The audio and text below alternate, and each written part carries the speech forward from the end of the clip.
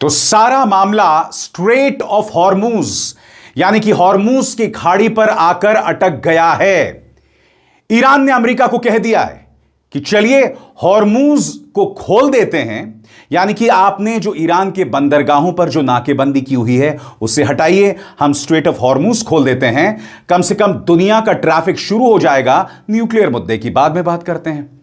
अब ट्रंप इस मुद्दे पर बातचीत कर रहे हैं। इस वक्त जब मैं आपसे बात कर रहा हूं, व्हाइट हाउस में एक अहम बैठक हो रही है जिसमें डोनाल्ड ट्रंप ईरान के इस प्रस्ताव पर विचार कर रहे हैं। क्या कह रहा है रूस? इस खबर के मुताबिक रूस ने कहा है कि स्ट्रेट ऑफ हॉर्मूज पर पहला अधिकार ईरान का है। इसके मतलब को समझिए दोस्तों। ईरान एक तरफ कह रहा है कि चलिए हम स्ट्रेट ऑफ हॉर्मूज पर बात करते हैं, न्यूक्लियर मुद्दे पर बाद में बात करेंगे। अब रशिया कह रहा है स्ट्रेट ऑफ हॉर्मूज पर ईरान का पहला अधिकार है। इसका मतलब आगे से जो भी ट्रैफिक गुजरेगा हर जहाज को $20 लाख देने पड़ेंगे। तमाम देश इस वक्त अमेरिका से नाराज हैं।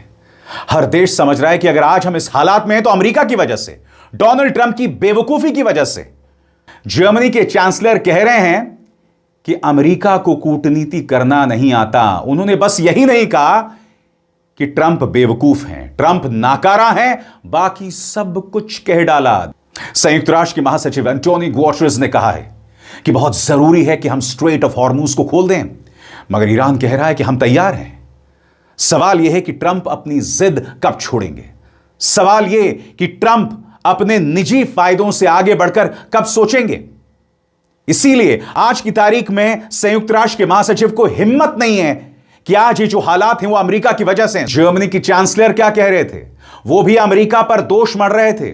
और ये वो जर्मनी है जो हमेशा अमेरिका और इस्राएल के साथ खड़ा हुआ था, और आज उस जर्मनी ने साफ तौर पर आईना दिखा दिया है। एंटोनियो गुटेरेस ने बेशक अमेरिका की आलोचना नहीं की, मगर उनका दर्द साफ तौर पर जाहिर हो रहा है। वो जानते हैं कि गलती किसकी है। कई लोग खुलकर बोल रहे हैं, कई लोग जो हैं वो डर रहे हैं, खुलकर नहीं बोल रहे हैं, मगर सबका निशाना, सबकी उंगली सिर्फ दो लोगों पर है, डोनाल्ड ट्रंप और बेंजामिन नेतन्याहू।